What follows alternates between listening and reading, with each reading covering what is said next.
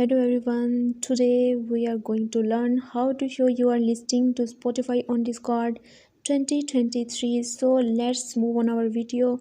You must have the app Spotify in your Android or the iPhone that you usually use. So guys, in order to listing your Spotify to Discord, you must open the Discord app in your Android phone, then just click on the profile option at the bottom of the page.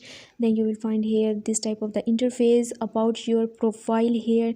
So you must have to click on the connections option, and then you will find such type of the interface here, but you have to select the one which is named as add at the top left corner of the page. Then click on it. You will find here the different apps here including the Spotify.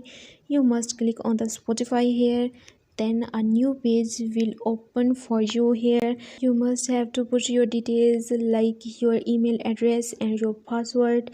Just click on the login option here. By adding details, you will successfully reach at this page. Guys, you are successfully connected your Spotify account to Discord here.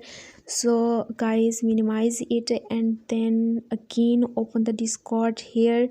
You will find here such type of the interface here. Now you have to make some settings here for connections, then click it on and you have done it. After doing that, just move on the Spotify here.